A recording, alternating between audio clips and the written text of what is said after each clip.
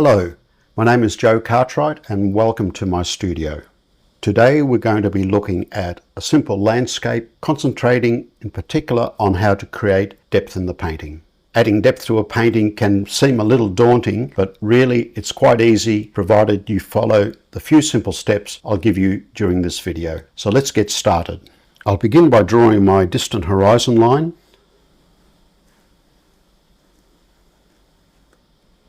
And then we've got the hills.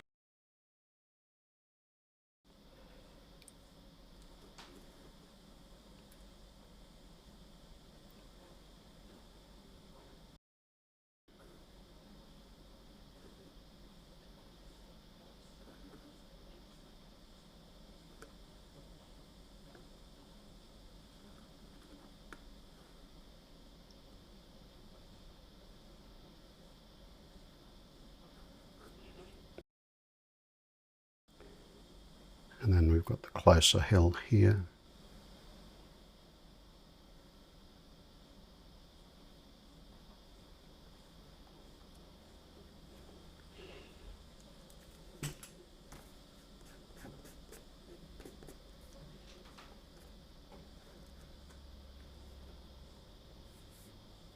And then we've got this lovely tree, which I'll put in. I'm just drawing its basic shape, because most of the drawing will be done with a brush later. I'm not going to worry about this dead tree here. I may add it later, but by the time I put in my foliage for this tree, there won't be a lot of space left. And then here, got some trees, another tree here, two trees there. So I've just very lightly indicated them. I'm not putting in a lot of detail. Usually with trees, I quite often leave them out. That way I have maximum flexibility as to where I finally plant them in my painting. But in this case, because I like this tree, I want to make sure it goes in exactly the right spot. I'm going to put in a couple of cows.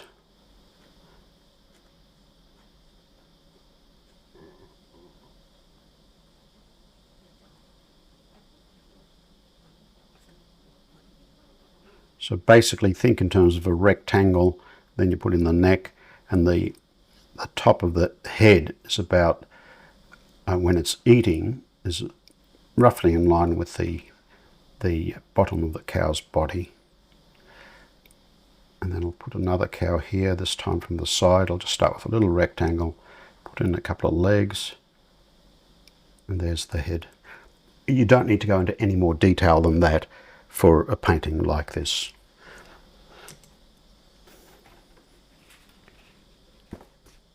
Now, I'll begin by wetting the back of the paper. And as I've mentioned in my previous videos, I've made a video on why I wet the back of the paper. But in a nutshell, it just lets me paint on a flatter surface and it gives me more time to paint, especially for my wet on wet passages. So I'll just run the brush over that a couple of times, and it's quite a full brush. Now let's look at the paint we're going to need. We've got a blue sky and it's quite bright green grass. So for the blue sky, I'm just going to use some Cobalt Blue.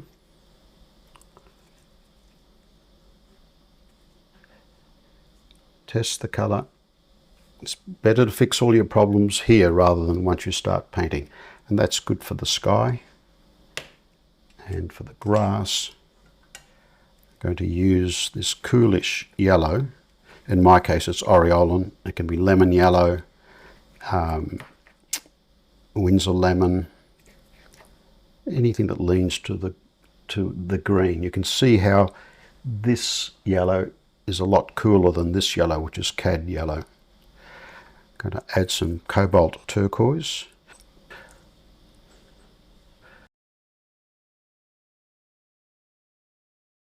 Now this is quite a bright green, almost fluorescent, so I'm going to add some French ultramarine to that.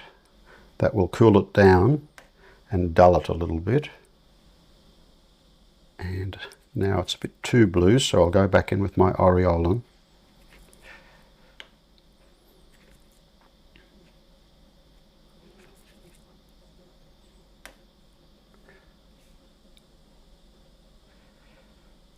Maybe a bit more blue. I'll add a little bit of raw umber, that will dull it some more.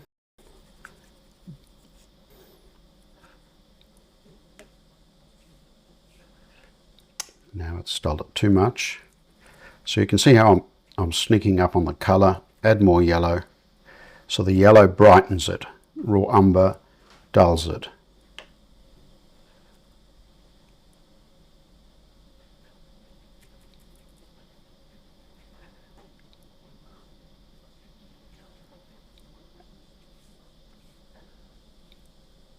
Good. That will actually do for this painting. I don't need to be too bright. Okay, now we'll go back, wet the paper.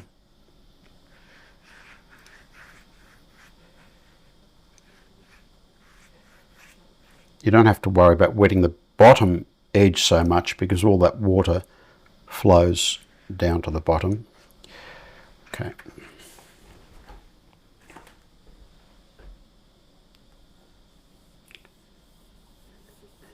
I'll wet my board.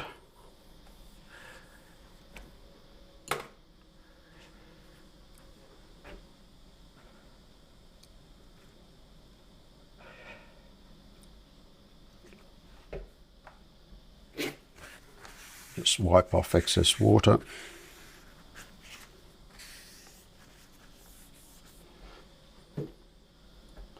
Now, if we look at our reference, you can see a number of things. The light is obviously coming from this top right-hand corner.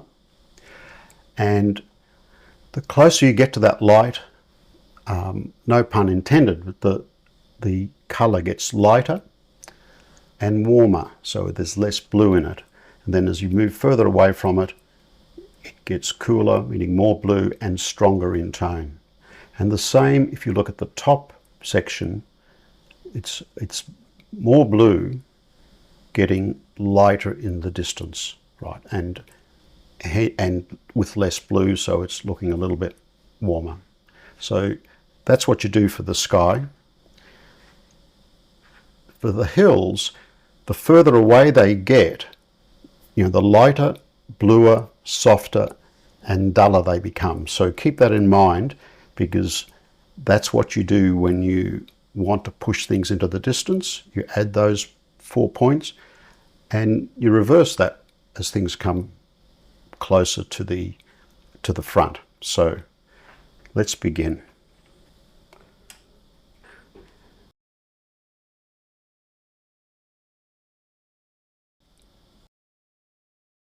I'm going to start from the left-hand side and just create some cloud shapes.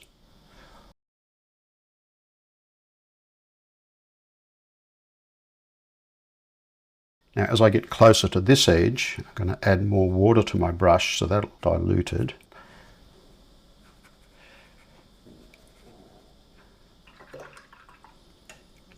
I'll clean my brush, take out about half the water, and then I'm going to come in and push to the edge, but I'm not going to touch all the edges. Push to the edge of the cloud, and you can see how that gives me just some nice little shapes, which is plenty for this subject. But I don't want to lose all those hard edges, okay? I'm going to turn that into a soft cloud there. Again, clean the brush, come back down. I'm going to drag all of this diluted paint down to the horizon.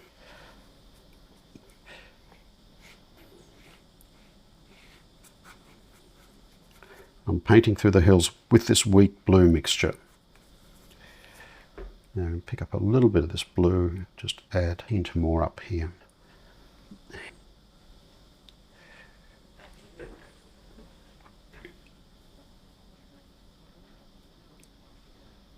Great. Okay, so now we've done that.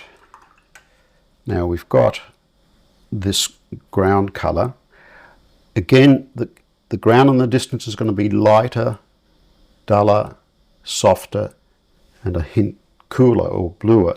So I'm going to pick up brush load of this paint, put it into a dry part of my palette, pick up some Cobalt Blue, so I'm adding some more blue to it, pick up some more water, and that's lightening it, and then I'm going to add some raw umber, and that dulls it. Maybe a bit more water.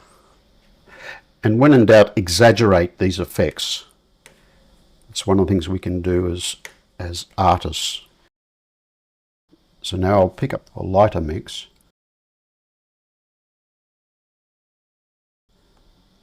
And paint around the cows.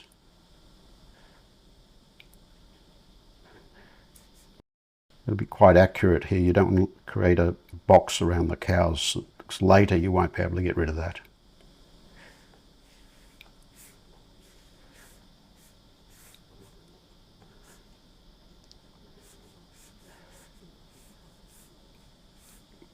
And there's the odd glimpse of light on top of the grass, which is early in the morning, so we'll leave the odd bit of white there.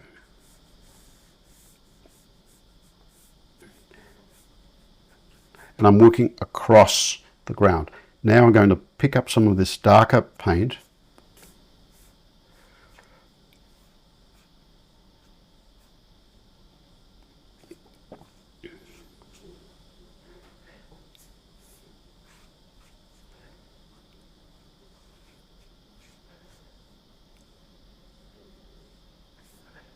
and these white passages could be flowers, or they could just be, you know, bits of dew reflecting the light.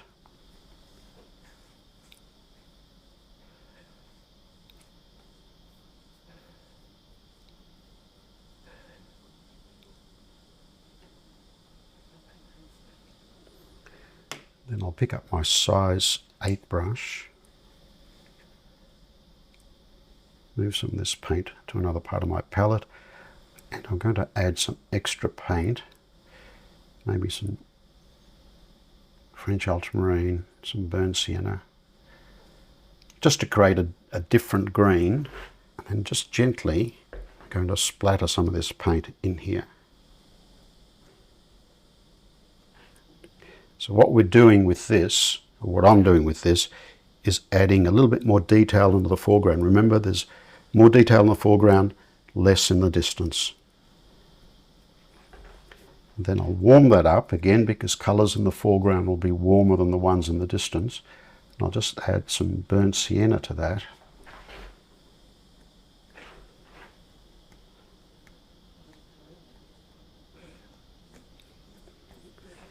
And there's much more you can do with this type of thing, but for this painting, that's enough. Get rid of anything that looks unnatural, like a dead straight line. Good. All right, so at this stage, we already have a landscape. We've got a sky and we've got the ground. We're now going to paint the distant hill. Before I do that, I'll go and dry this.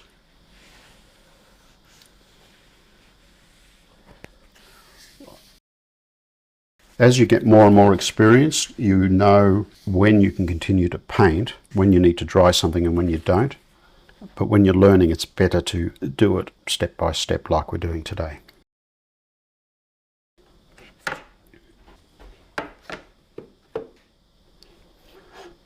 Okay, so I've really just dried this area and this area here. I didn't worry about right at the end or at the top.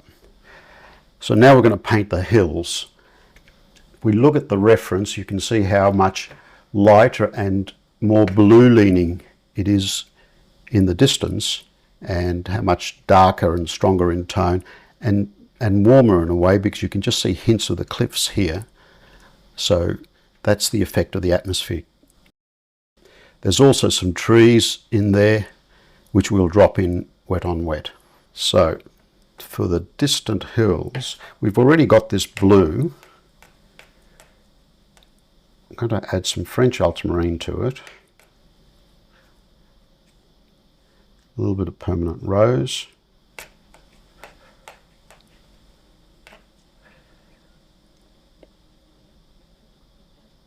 And some of this green.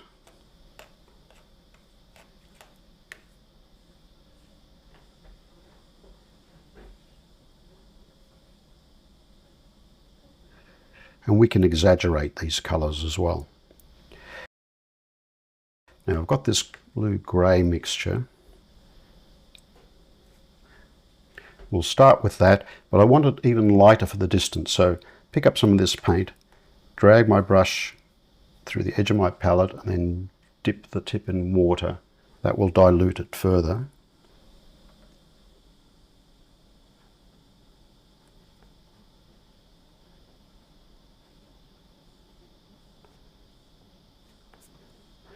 And it's very hard to see where the various cliffs move into one another. So one, they're probably covered in trees, and two, they're such a long distance away, it is hard to differentiate that spot.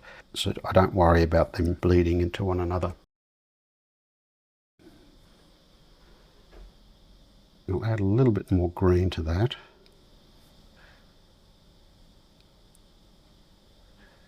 Still a bit too strong, so add some more water.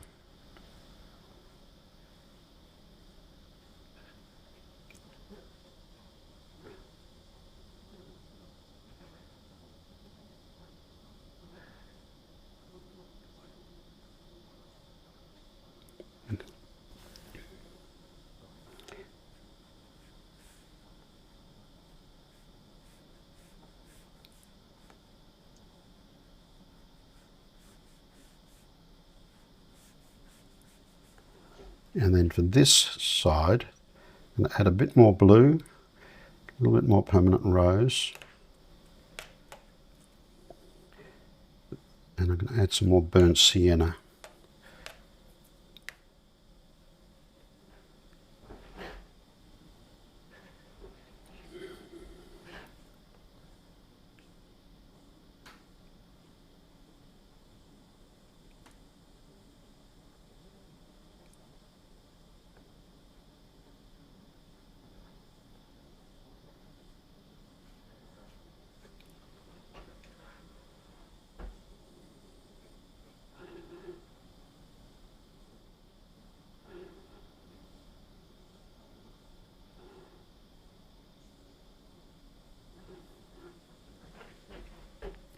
Then I've got some of this burnt sienna mix here, and I'll use that to just hint at the cliffs.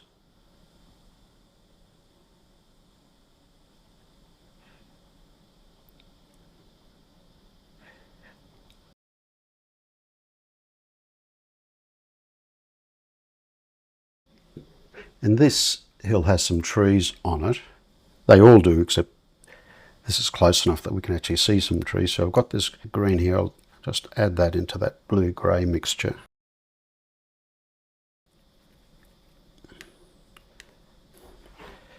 And I'll press my brush in the paper.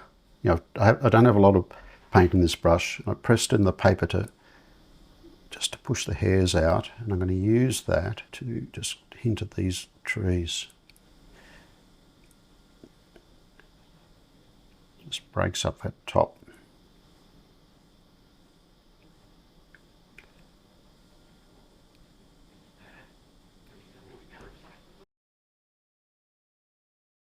And down below there's a lot more green, so I'm going to just mix this up with that little bit of extra green that I added.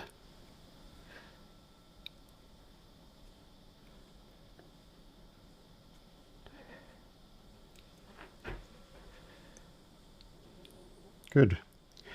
That will do. Now then we've got these trees running along the bottom of these hills, and they're quite a bit darker. So I'm going to, into this mix, add some raw umber and French ultramarine, small amount of the aureolin,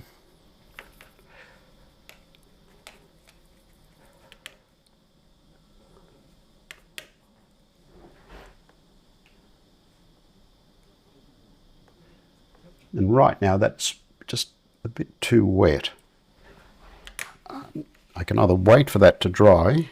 Well, this area here has dried a bit more, so I can do the same here. So I'm just dropping in.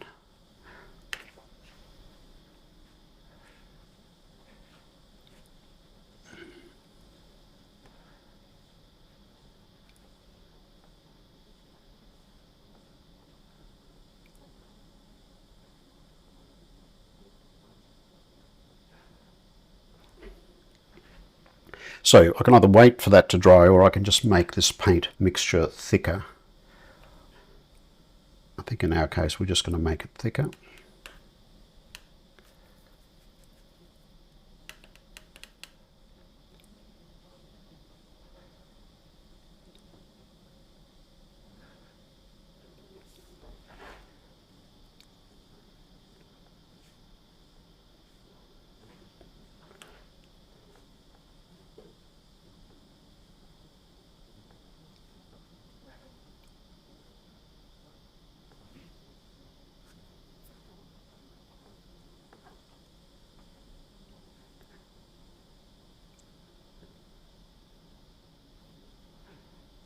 Just hinting at these distant trees.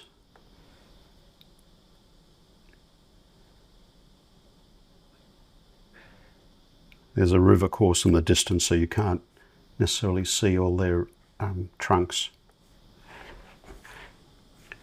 I'm going to bring this down a fraction.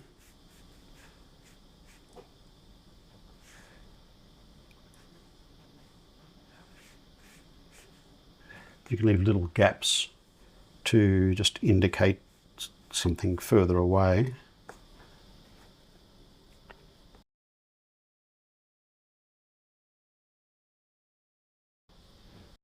Good. So that completes the hill. Now I have this tree that's going to go in here with some foliage, and what I'll do at this stage is just get a brush and lift some of this darker paint. Otherwise, when I paint the foliage and the trunks may appear too dark. And then same here, especially this dark line, I don't want that to appear through my foliage. So we'll just get a tissue, lift some of that. This is not as critical because this is not as dark as what it is on this side. But same up here.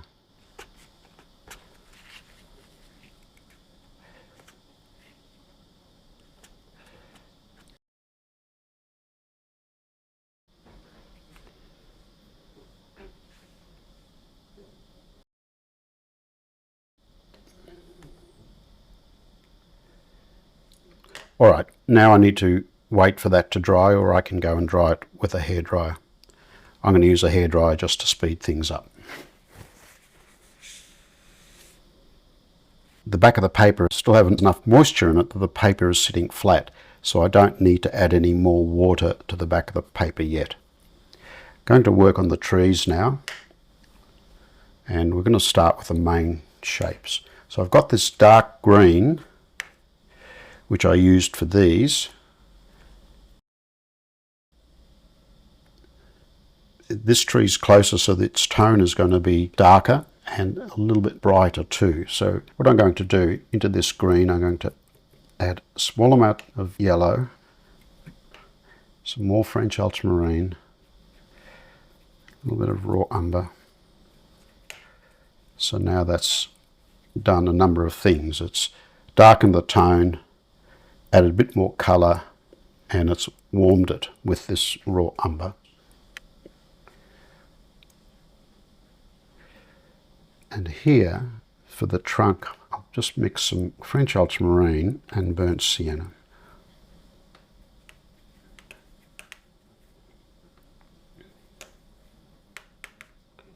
It doesn't matter if it has some green in it.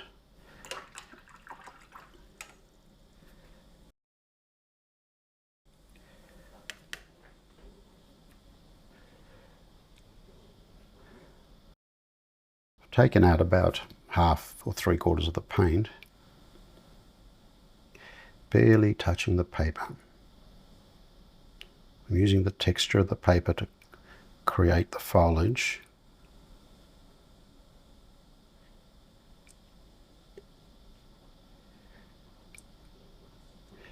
Keeping it fairly sparse in some areas.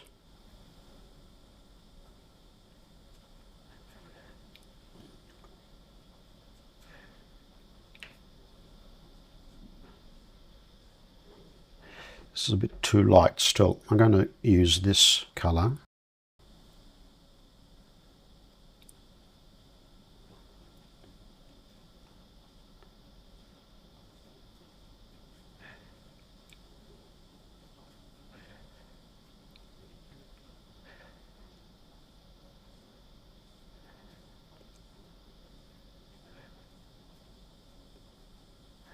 And because this tree is closest to us, its trunk is going to come lower down the painting.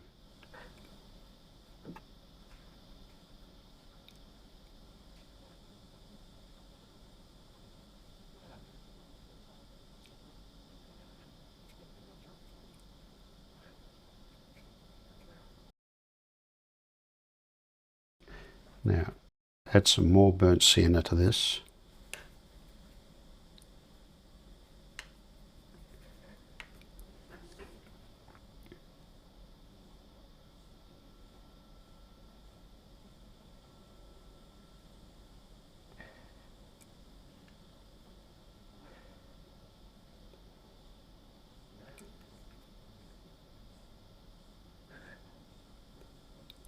Not trying to put in every branch, just trying to capture the feel of the tree.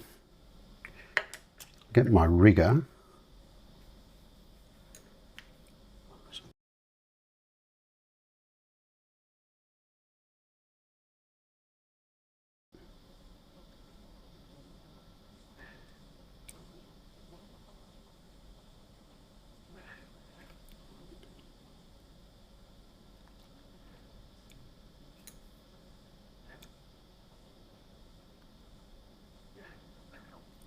And the foliage is still wet when I'm doing this, so that the foliage and the branches merge together.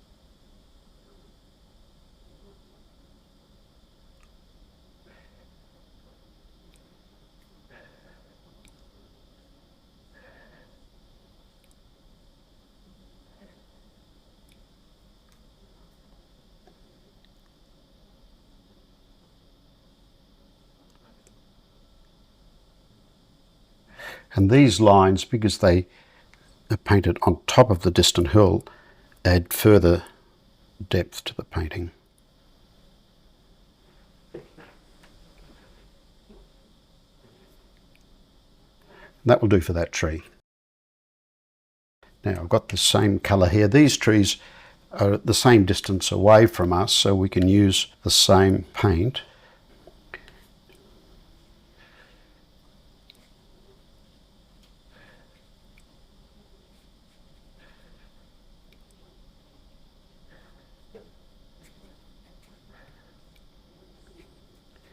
I leave plenty of gaps as bird holes.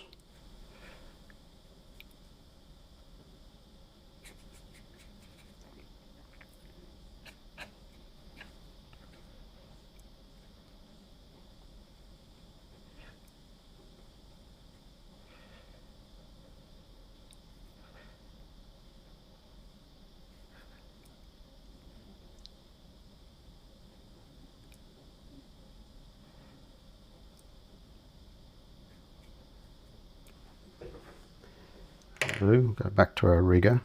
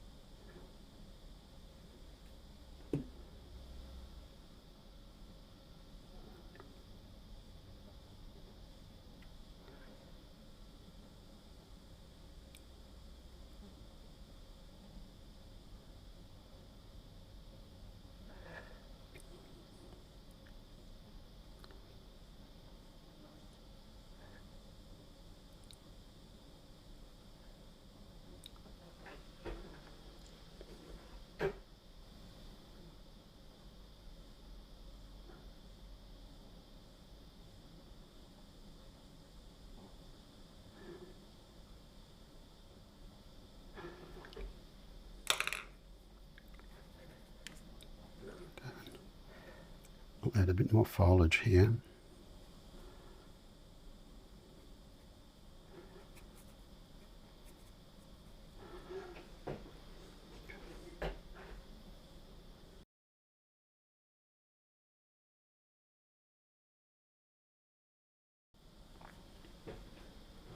And there's a fence line, so let's get some burnt sienna, French ultramarine.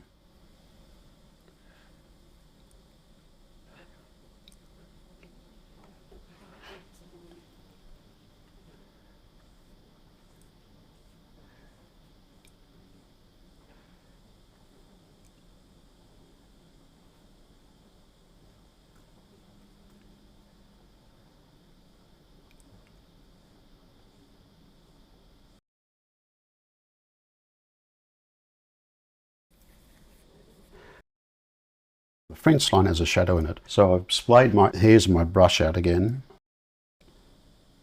Create some grasses under the tree and establish this shadow shape.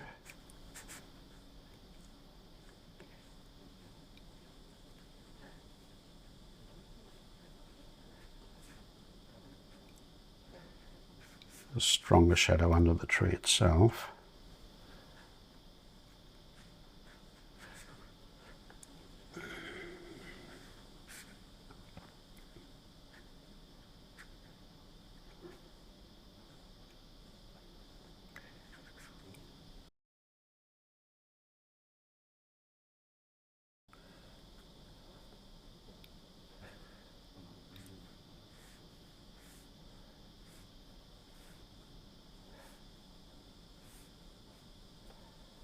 Just hinting at that fence line.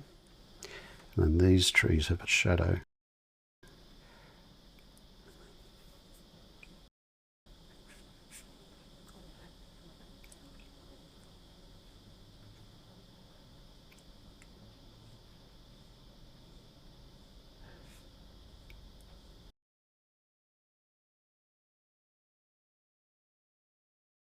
And we've got our little cows.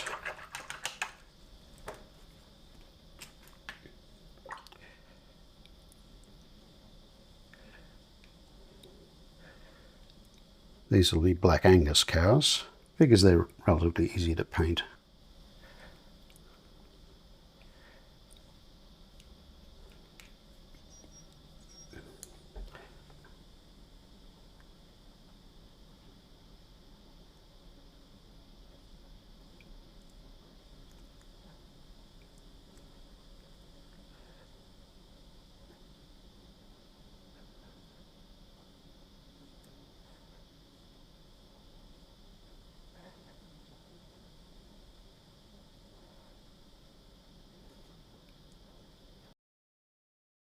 And I'll get some of this dark green, splay my brush, and give them a little shadow, and that'll connect them to the ground.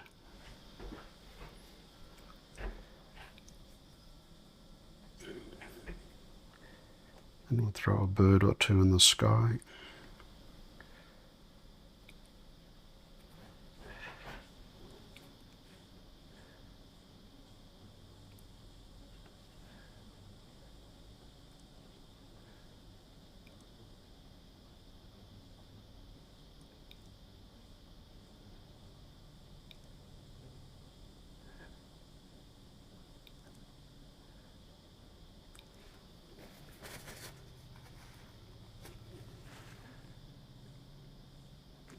So I'll just sign it.